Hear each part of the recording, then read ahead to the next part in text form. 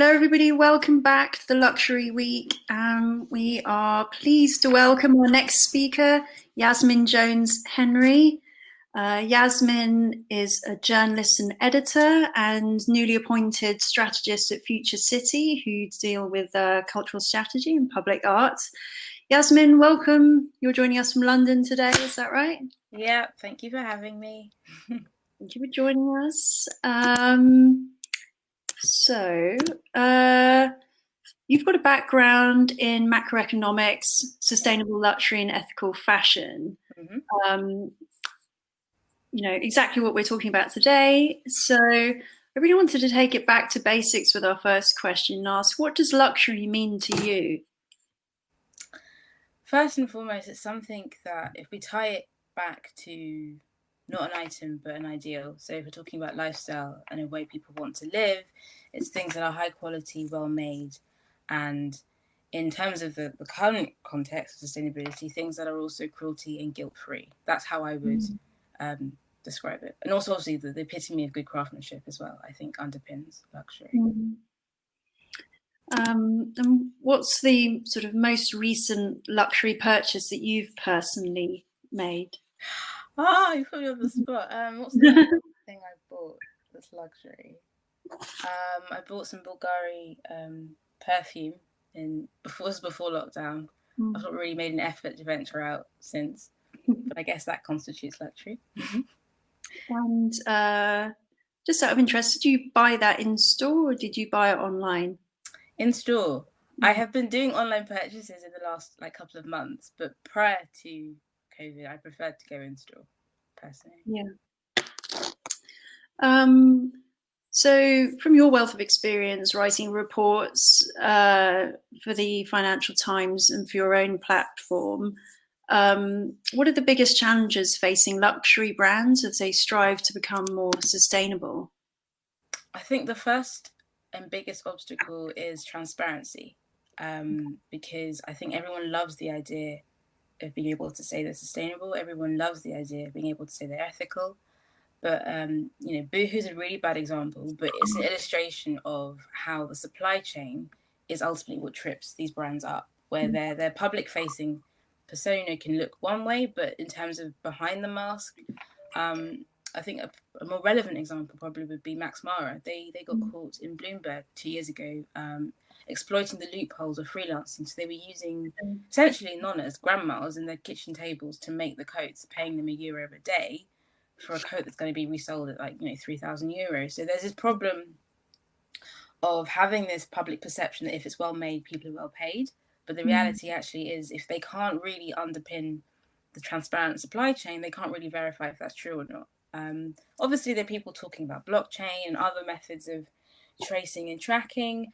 But I think from the conversations and the many interviews I've done, I've noticed that's the number one thing that's an obstacle for them. It's interesting you say that. So some of my teaching at the London College of Fashion, we talk about transparency a lot. We talk about the Fashion Revolution Transparency Index and how few luxury brands are actually willing to reveal the mysteries of their supply chain. Yeah. Can you think of any luxury brands who are doing it particularly well that we can look to? Yeah, I mean, I was just as you said that, I was thinking last April I interviewed Marie-Claire Deveau, who's the Chief Sustainability Officer for Kering, and I think they're not 100% transparent. I think you kind of take what you can get with these conglomerates, but what they have done very well is the EP&L report, which has now become open source. So they're trying to encourage other competitors and other brands to start to be more meticulous in their accounting, in their their tracking and tracing, and then also being able to report back on where the money's going. So I think they've done, their first report came out in 2011, so they were thinking about this before anybody else was. So I think they're probably the best example of tried and tested and still growing and developing. I generally, in terms of paradigms, I think the problem you've got is it's actually harder for the bigger, older heritage brands to be agile enough to changed this new philosophy. The newer luxury startups are actually doing a much better job. So I'm just trying to think of an example off the top of my head. But did you ever pre-lockdown attend the Maya Collective? I haven't actually, no. No, okay. So the founder, they were in Harvey Nicks. When was Fashion Week? This year or last year? I can't remember now. Sorry, it's all COVID's completely blurred my brain. But their last pop-up, February. Their last pop-up was in Harvey Nicks, but before that, they used to be in the Conduit. Because their founder is a guy called Paul Van Zyl, who in his own career is a philanthropist and human rights activist. So their team were quite meticulous in scrutinizing each of the brands they curated to be on display for retail. And that, for me, is a really good example going forward on a much smaller scale of the kinds of scrutiny that you need if you're going to be a big time luxury retailer. So that would probably be on the other end of the spectrum. You've got Kering, who's big, and then I'd say the Mike Collective are a good example on a smaller scale. What are some of the biggest challenges facing luxury brands as they strive to become more sustainable? Yeah, it's still supply chain, but this time, as opposed to human labor, it's actually resources. Because something that Marie Claire Devaux kept saying, which I thought was really interesting, is they refer to it as sort of like natural capital. It's a finite resource. So ultimately your business model is reliant on whether it's, we don't want to say fossil fuels, but for now let's say fossil fuels, which we know eventually will run out and has other long-term impacts. So the other example would probably be harvesting cotton, which uses, and I'm sure you know because you teach these students, but for those who don't know, an example is you need around 2,700 litres to make a t-shirt.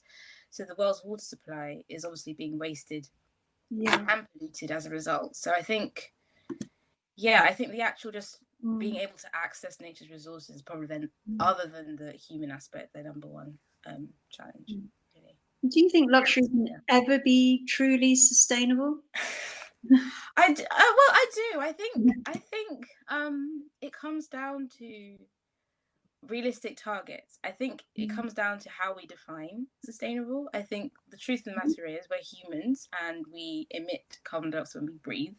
So there will always be a semblance of an impact of everything we do, where we move, where we live, where we work. But in terms of creating a product, having a brand that essentially gives back as much as it takes, I think that's possible. I think a huge influence in my understanding, obviously for a lot of people as well, is Ellen MacArthur and this whole idea of things being circular and things being socially positive as well. So even with the finance, in terms of redirecting the profits, spreading them more evenly, raising the salaries so everybody else has more disposable income. There are so many ways in which I think luxury could, even with the existing infrastructure, get closer to that target. So I'm optimistic. That's good to hear. It's good when you're in the industry and you're still optimistic about it. I'm not jaded yet, not yet. I mean, there are some great, incredible breakthroughs going on. And what are some of the most exciting and interesting sustainable textiles that you've come across? 1 second, actually, I can actually show you. Bear with me. I should have that to hand. Great. Show and tell is great. There we go. It's not new anymore. This was from 2017, but the material, it shows you how durable it is Pinatex. So this is the upcycled pineapple leaves that are the result of the waste that comes out of the agriculture sector in the Philippines. So as an example of excitement, this the founder, Dr. Carmen Hinojosa, has just recently had her company B certified. You know that the B is like the new trademark for sustainable brands. And she's now been doing collaborations with Hugo Boss, Stella McCartney, Porsche have been knocking on her doors, because obviously the car manufacturing industry in luxury is just second after fashion in terms of leather and general carbon footprint. But I also did some work last year with a company called the Sustainable Angle. I'm sure your students go to their expos every January. but they collect like all the most innovative textiles. So, for example, the microbiotic plastics that are regenerative, made out of potato starch. There are so many. I actually think that biotech and textiles is like the new exciting frontier, because the possibilities are now endless in terms of what we can use from waste. Yeah. You're talking to a nerd, so just be careful what you ask. I can keep going. I think it's interesting, to think about how to reuse these essentially waste products and create something that's really luxurious. And the idea of a car company like Porsche making their leather seats out of pineapple is quite it's quite unusual and pretty cool. Yeah. So I just wanted to talk about a few other issues. I've had a look at your Instagram, and rightly so, you've got some opinions about the Black Lives Matter movement. So I just wanted to talk a bit about the connection between diversity and representation and luxury. How do you feel about the state of the luxury industry and its inclusivity at the moment? Okay. I think in terms of where it's at, I actually think it's a much broader social conversation with regards to the design industry, actually, first and foremost. It's who is allowed to, for example, pursue those careers, who gets access, who's encouraged, who's not, who's mentored, who's not. An example just within my own family, my mother is an art director. She wanted to do graphic design. She did do graphic design, but when she was at school, her careers advisor told her that she should probably look at window dressing instead, because that'd be more realistic as a career. And then she ended up, her first job was at Cosmo, and then she worked at Condé Nast for almost 30 years. So if she didn't have that sort of internal confidence, she would have, she would have turned away from it. So I think that it starts in the schools. I think who ends up in the luxury industry comes down to, as I said, it's the designers, it's the journalists, it's whoever has that sense of I can work in this field. I feel that there is a sense of not hostility outright, but almost as if, I'll be honest with you, the first fashion week I ever went to, the only other people of colour were the serving staff, like in the press briefing. And I noticed it. You can't not notice it. So I think I wouldn't want to tie it to Black Lives Matter, because it was an issue before that kind of exploded into the news. I think that a friend of mine who's actually, I think you'll interview him later, James Lavelle, he made a point about nature being biodiverse. So if we really want things to be genuinely reflective of the natural luxury that we get from wellness and nature, then we should actually incorporate that into our design philosophy. So you can only benefit from having diversity in your team, because people have different points of view, they have different tastes, different solutions, and who wants things that are homogenous? So I think that it's a positive thing if people don't just respond to a hashtag, but actually look at the business model and see how incorporating other aesthetics can actually improve the brand overall. I mean, let's be honest, a lot of the designers, the luxury houses, do appropriate from other indigenous patterns, whether it's from Mexico or South America or Asia. So they might as well just give them their dues, really. So yeah, you asked the question, that's my answer. No, absolutely. I was wondering, you're an esteemed journalist who's written for Financial Times. Have you ever experienced elements of discrimination in the fashion industry? Yeah. My editor forwarded me an email that she had to, send a rebuttal to, because the PR didn't believe I worked there. And she had to explain, no, this is the commissioning letter. We've sent her to write on this. So I think that there is still, not sure why, a perception that if you're not necessarily a Sloan, or you're not from a particular background, that you're, not necessarily, your face doesn't fit. But I was very lucky, though. I can't really, I don't feel that I can speak on behalf of all women of colour in journalism, because, as I said, it helps if your mum works at Vogue House and you spend, your time after school sitting on those red sofas. You don't feel that you don't belong. But also, I was quite fortunate to have mentors. So the woman who really championed me as a journalist was a lady called Sarah Mower. And she's the chief critic for Vogue. She's the ambassador for New Gen Talent at the British Fashion Council. So my first proper experience of Fashion Week, I was literally under her wing, shadowing her, sitting next to her. So I didn't really it wasn't until like maybe the second fashion week that I realized, oh, okay, so this is what it's like. Not everyone. So I wouldn't feel comfortable saying I can speak on behalf, because I know that I have my own privilege in that environment. I think that's, it's an interesting conversation to talk about, and I hope you don't mind. No, I don't. It's like I never know how deep to go, because I think it's just, it ties back to that whole design thing. There's a perception really that people of color, it's not really a career for them. So I think it also infiltrates who, even in journalism, like when I was at uni, most of the kids of color, the black kids, they ended up doing economics or law. I was the only person of color in my classics and English lectures. So I guess it starts there really. It starts with what career pathways you think your face fits with. Before it gets to the point of someone else treating you badly. I think it's whether or not you feel you have a right to be in the room. And that's where it comes down to, very deep-rooted systems where you need to see sort of role models that you identify with within the industry.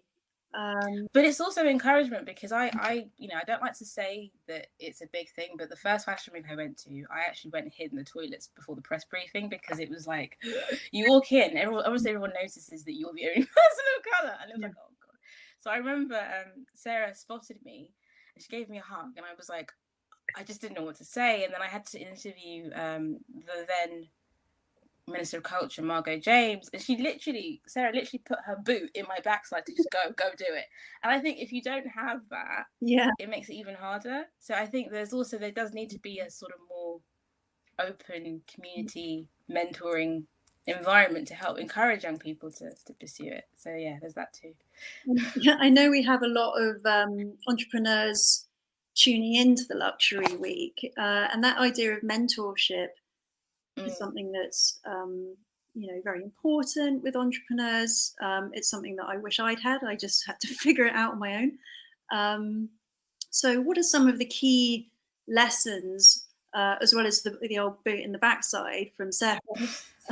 What are some of the key lessons that you feel you've learned that perhaps you could share with the audience as well? So in terms of my story, I was quite stubborn, so I never used my mother or her name to help me. In fact, my actual business card only said Yasmin Henry, just to make sure there was no association, which might have been a mistake in hindsight. But in terms of the first thing I would recommend, so when I started out, my job was in sales at the FT, so I started working in advertising, then in sales, and I was 24. I wanted to go into journalism, and every entry-level internship turned me down. They said, you've got the wrong experience despite your degree in English and classics. Same with fashion PR. So that's how I built workinfashion.me. It was basically a portfolio just to show that I can write. These are my skill set. This is the topic I want to write about. And so then I set about interviewing entrepreneurs. I wanted to learn how they did it, but also what were the lessons that I needed to watch out for. So really it became a ruse to just get in the room to meet entrepreneurs. And one of the biggest probably influences of my entire career is a lady named Natalie Massenet. And she, for anyone who doesn't know, I'm sure you all do, she founded Net-a-Porter. She's also now an investor. She's got her own VC fund called Imaginary. So she's invested in things like Appear Here, more recently Glossier, Bread, and there's a whole host of others. Heist is another tights company, and Good American. I think they're based in Selfridges as well. So she was the first person really that taught me never be afraid to ask. So the first proper lesson I would share with entrepreneurs is, if it's something you don't know, something you don't understand, don't be afraid to reach out to somebody who might seem to be, really lofty or hard to access. Because I contacted her and she replied, and we still now talk, on a regular basis. So I think that was a real moment for me, because it meant that you start to look at things differently. So you walk into a room and you think, okay, well, there's somebody who's an entrepreneur in, let's say, fintech. I don't understand how blockchain works. Well, I'll just go and ask them, and you'll be amazed at how much people want to share with you. I think it's like we have our own kind of insecurities where we think, oh no, we'll seem silly if we ask, or we'll be turned away. I would say 90% of the time people will share. I do find that as well. Sometimes the people who you think are going to be the most busy actually the ones reply to you. Yeah.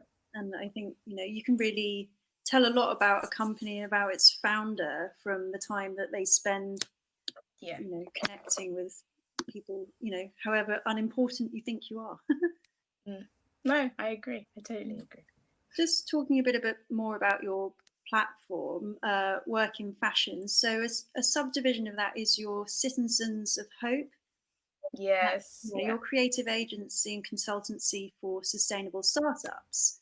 Mm-hmm. So can you a bit more about that? Yeah, totally. So that is still very much in the research phase because it came out of the work I did Work in Fashion. So just to dial it back a bit. So 2018, I launched a directory called The Collective. And what had happened is over those 2 years between 2016 and 2018, all of my friends at the FT and other places, I became the person they'd go to when they wanted to find, the ethical alternative for or the sustainable alternative for. And I thought, okay, well, you know what? I will create a thing where you can go and find that. So the collective was aggregated into 3 sections: new faces, decision makers, trailblazers, and it was like the who's who of who's creating those solutions in design. So obviously Pinatex were in the first edition, Massenet was in the first edition, but you also had, for example, the founder of Into Art, whose jumper I've got up there. She runs a design school in Peckham, did a collaboration with John Smedley, and it's for artists with learning difficulties and disabilities. But the materials they use were all sustainable. So it was going across, cosmetics, lifestyle, interiors. And then out of that, because I was doing the profiles on each founder, I discovered there was this huge gap in the not market, but there was a lack of connection between the investor and the artisan. So, and that's also tying into the work I did at the FT, where you would talk to impact investors, and they want to get into sustainable fashion, but they just don't understand it. It's still very mysterious. There's a lot of jargon. If you're not really familiar with the who's who, it's really hard to kind of pick through the greenwashing. So that's originally where the consultancy, creative agency side of Citizens of Hope came from. As an idea, was okay. Well, if I know who these creatives and entrepreneurs are who are creating these solutions, and you have the capital they need, then I should create a platform where you can both meet. So that's essentially, in a nutshell, what that aspect of Citizens of Hope is. It's going to be, because I'm still building the network. The founding members are, just briefly, Nika Diamond. She's the founder of Paradise Row. Kitty Dinshaw and Liesl Strauss, who founded Art Girl Rising and Subject Matter Art. And there's a couple of others also included as well. So that the idea of it, though, it's where they meet and they share and exchange and they mentor. That's the premise behind it. That is really interesting, and it's great to hear that companies are actively seeking to bring in these sustainable practices and designers, but also they don't know where. No, but it's literally you'd be amazed. It's like they can't see the wood for the trees. But as you said, the positive thing though is they're now finally understanding that designers aren't just people, flying around with material around the place. They are genuine solution providers. So if a designer like, for example, Phoebe English has figured out how to create, bioplastics out of milk, suddenly you've got a solution to the plastic waste that we have in manufacturing. But that came out of fashion. So, there's a commercial, obviously there's a commercial incentive for them wanting to have a piece of the pie, but also their capital will help the wider community. So why not? And fashion does have purpose. It's not just some frivolous thing. It can have real and meaningful preaching to the choir. It can have a meaningful impact on everybody's day-to-day lives. And things we've heard from speakers today talking about groundbreaking materials, everything from the design process to the manufacturing, finally down to the retail spaces. There's lots of positive things happening by the looks of it. Yeah. I think it's also important to remember that, because I think, for me anyway, as a journalist, 2019 was quite a hard year, because when Mary Cree published the Fixing Fashion report, and you're just buried in all of those statistics, the data on how much waste, but also the exploitation that's happening here. Leicester's just one of many places where this modern slavery is taking place.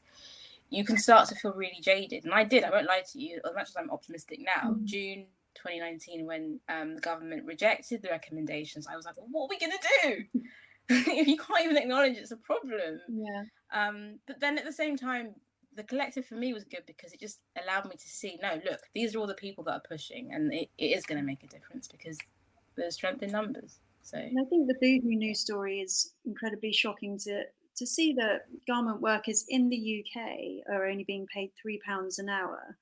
And that's happening right under our noses. So if that's yeah, happening here in the UK, what is happening further afield? It just, it really does highlight the extent of the supply chain problem. yeah, But hopefully it will also make people wake up to the problem because yes, it's a luxury week and we're talking about luxury, but kind of the opposite of that is the super fast fashion end of the spectrum and its connection to reality TV. So we've got throwaway celebrities and throwaway clothes, and nothing has any meaning, which is going through it. But do you think that there's going to be a shift away from fast fashion, perhaps towards um, luxury or more slow fashion?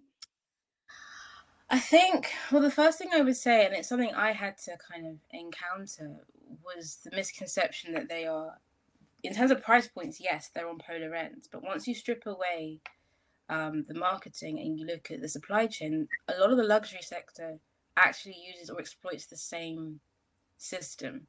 So I use Maximo briefly as an example, but that's actually no better than what Boohoo were doing in Leicester, where you're only paying Italian women, mothers, €1 a day for a Globe coat cashmere merino wool that's going to sell for 4,000. So I think that luxury needs to be more honest about the fact that as much as they purport to be morally superior, some of these houses have, even with like the leather, for example, the dyes they're using, it's no better than the fast fashion who are dumping, the waste into the water. So I think in terms of cultural changes, I do feel that the millennial and Gen Z generation just are doing everything differently.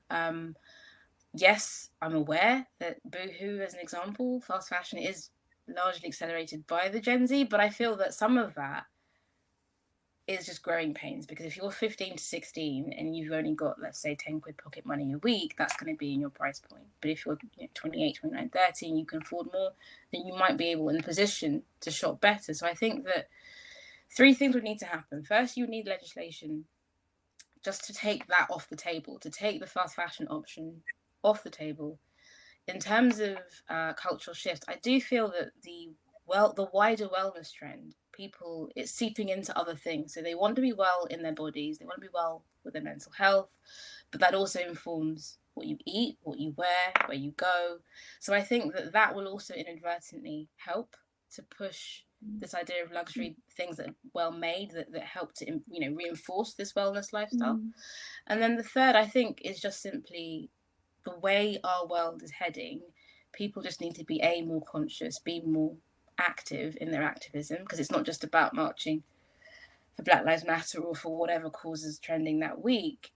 Our real activism starts with our consumption. It starts with our financial choices, who we bank with, where we shop. For me, I discovered, much to my pains, but not surprised, that Barclays, in terms of the UK, are one of the biggest culprits in investing in fossil fuel companies, which inevitably, as you know, feed into fashion with the polyester materials and all the others. So it's one big cesspit. But I think that ultimately the consumer has got their own role to play, and I feel that as people are, being more educated, being more aware, and if you are stuck at home, you're more likely to actually read and see what's going on.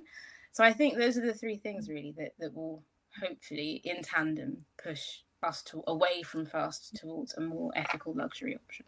I agree. And we've got a nice comment from Lancia here. Luxury was always about slow fashion.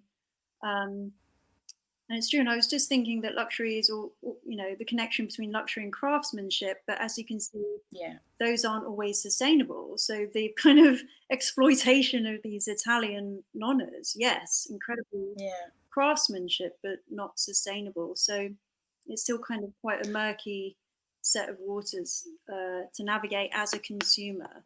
So things that luxurious aren't always ethical by any means. No, and also I think the problem with luxury, yes, in its purest ancient form, it was always slow fashion, but if we think about the fashion weeks and the seasons, the way that it's now configured, the system it now operates in, you're being not forced, but consumers are being encouraged to even dispose of luxuries as fast. So, you've got autumn, winter, spring, summer, and then it happens again next year, and it happens again next year. And you don't always need to accumulate, a new Mac, a new coat, a new. So I feel that the actual consumer model, for it to go back to its original slow, less impact statistics, the whole thing needs to be redrawn. Which some designers like Christopher Rabin are doing quite good work in messaging that, this idea of remade and taking back reclaimed stock that he hadn't used and reissuing it. But at the moment, with all our different seasons, I think that's a slight problem for luxury. I'm just interested to see, because you're very much tapped into the industry. A big conversation at the moment is what the next few seasons are going to look like. We've got all of this stock that hasn't been sold. We've got, fashion weeks that didn't happen. The next set of fashion weeks is probably going to be September. There's a few things like, the combining of the genders for the fashion weeks, but what do you think the next set of fashion weeks is going to look like? I'll be honest with you, and it's not my ingenuity that's saying this. I actually spoke to Caroline Rush about this last week, so you're just getting I'm just going to paraphrase what she was saying. So in terms of London Fashion Week, because of this uncertainty with COVID, we don't have a vaccine, but also in terms of people going on holiday and coming back, they're still very much, nothing's nailed to the floor. Some of it will be indoors, some of it will have to be outdoors simply because of social distancing. So I think that in terms of the future fashion weeks, I wouldn't be surprised if by next year they scrap altogether the 2x2 season, just because it's not deliverable right now, especially if you don't know if next month France will have a travel ban or Italy has a travel ban.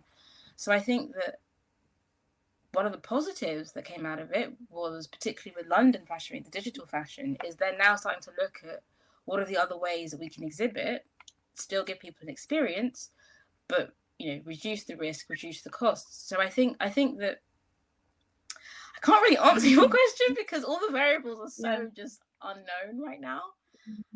But I do think that there's no going back. We can't go back to what we were doing even last September. Yeah.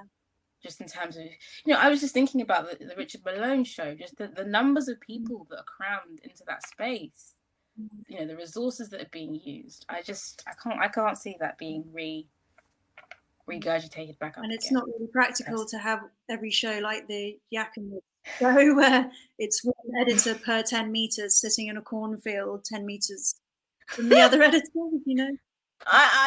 that is just, in fairness to him though, he was doing that before COVID, but you're right, I don't think that can be replicated.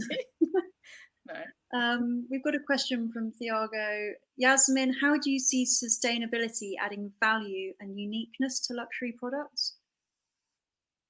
I think it can only add value. I think it pushes it further into the premium, if anything, because now you've got these other feel-good factors that the thing you're buying isn't hurting the earth, it's not hurting other people, they're being paid well for it, it's actually enhancing the people that have made it, it's enhancing their lives. So I think in the investment world we call that social value. So if the thing that you're buying is adding to social value, then that actually adds the overall value of the product itself. So I think that it can only be an additional value that's added overall, but that's concerned. That echoes a couple of our speakers from earlier, including Dr. Martina Albertova, who was talking about the meaning of products. So adding value and uniqueness to luxury products adds extra levels of meaning, and that's what fashion is all about. Kind of continuing on, sorry, I can go really nerdy here about the please do. Roland Barthes, who's one of the original fashion philosophers, talking about fashion being a collection of meanings. So that's very much continuation from that. We've got a couple more comments. Viviane, there is a VR fashion show organised by the Innovation Agency at LCF tomorrow evening, and excited to experience it. That's really interesting. Viviane, if you do have a link for that, please do drop it in the chat box, because I'm sure we would all like to check that out. There's been mixed results with VR fashion shows. It has to be said over the last few months. You know, how have people moved to the digital show presentation model? We've had people doing fashion films. There's been quite a few for the Couture Week. The Dior one. Did you see that, Yasmin? Yeah, I mean, I was actually talking to Caroline Rush about this as well. Just not to sound like we were sitting there comparing the different, you know, the different fashion weeks, but we were. And the point I was making is that it's quite interesting that obviously this technology is still fairly new in terms of it being used in this way. So it's also quite exciting to see not the mistakes, but the ways in which it can improve, because you're getting data back in real time. So one of the innovations that's come out recently in May was the launch of the Institute of Digital Fashion, and they're now doing, you know, as you can imagine, everybody's now hot on their heels, because that software obviously needs to be refined, it needs to be updated.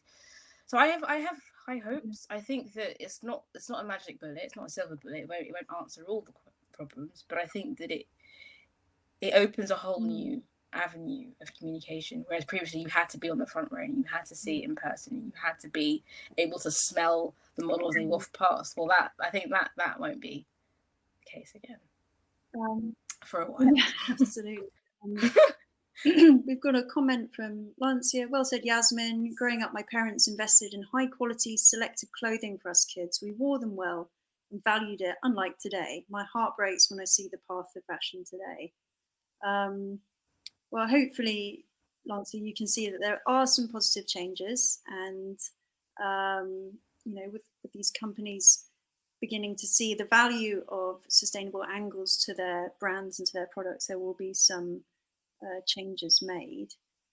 Have we got any other questions from our audience? Just wait and see if you pop in.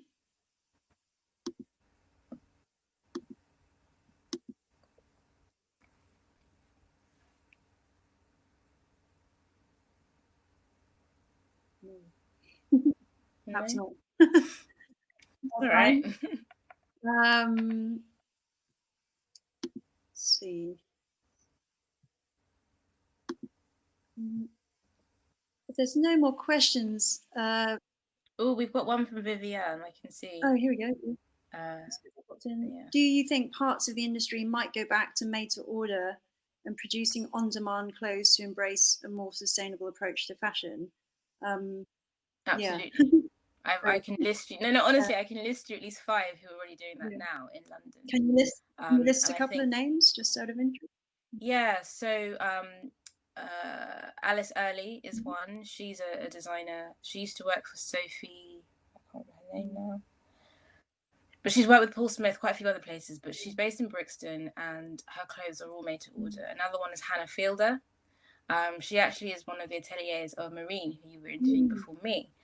And again, her model is made to order. And you'll find that with the next gen designers, they're preferring that option because for them, in terms of costing and resources, it means less waste, and they're actually wasting less money because they're only investing in the materials they need for each individual client. So I think that by virtue of economics and consciousness of the environment, made to order is definitely coming back with a vengeance. For sure. I mean, my brother's a bespoke fashion designer.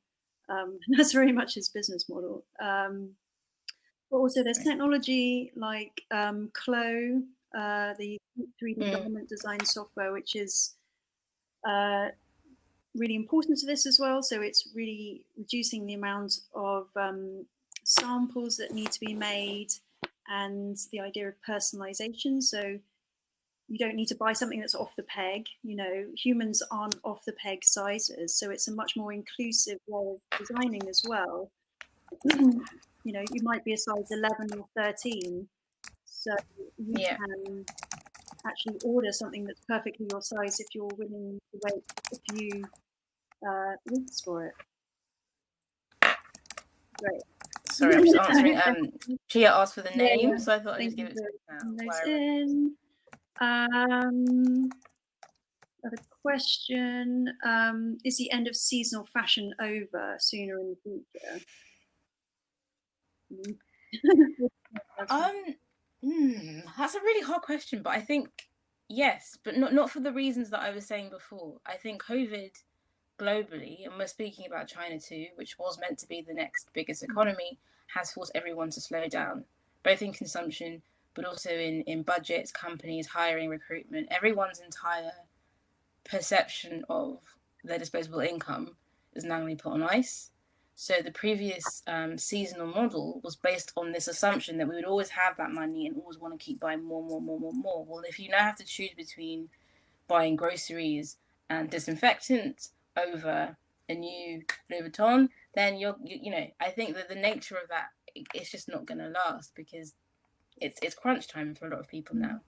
Particularly if you think about the UK with the creative industries and the number of people that have been unemployed who previously, might have been on six-figure salaries.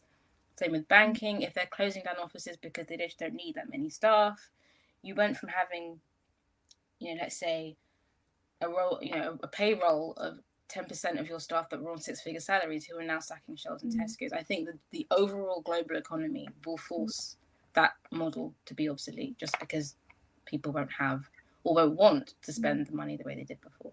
And I think there will be in some ways a shift towards trans-seasonal dressing, but it will be more that every single brand will need to carefully consider the size and offer of their collection, and perhaps like every collection they bring out, maybe it's once a year, but it's a full capsule wardrobe for their customer, and it has everything from outer coats to bikinis, and you can buy it whenever you want, whenever you need it.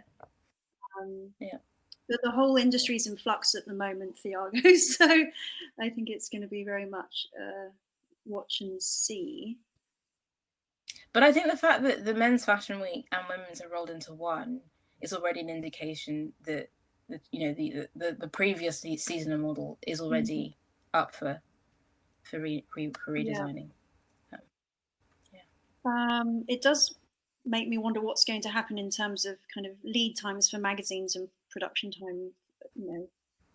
We've already seen a move towards the click, see and buy model, which just makes it slightly more interesting, like how the magazines feature the products that are now already in store before you've even got a chance to shoot it. I mean, she's no longer, obviously she sold it on, but Massenet kind of anticipated that when she launched Porter magazine, because that was all what's it called, VR code enabled. So you'd hover over the ad with your smartphone, and then you could buy it immediately on Net-a-Porter. Unfortunately, the rest of the fashion publishing industry didn't integrate that software. So you're right, the majority of them will struggle because they are still entirely configured to the old model, as you said. But anyone who comes in, I think if you were a new startup and you were starting a fashion mag, you would need to have a similar model to Porter magazine where you're built in adjacent to the actual e-commerce platform, so people can buy in tandem. Otherwise, that's a whole other conversation as a magazine I could get into. How to increase revenue streams for independent publishers. So, any more questions? They've been good so far, so thank you for that, everybody.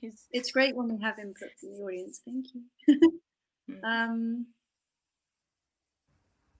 Just double check. We covered it all. Okay, in that case, Yasmin, on behalf of the Luxury Week and our attendees, thank you so much for joining us and sharing your insights into the future of luxury fashion. Thank you, Lancia, Thiago, Viviane, etc., for all your amazing comments. And I look forward to seeing you soon. Yeah, we'd love to see you in person. And thank you all, Diego, Marius. Thank you, Diego and Marius, for instrumenting this week.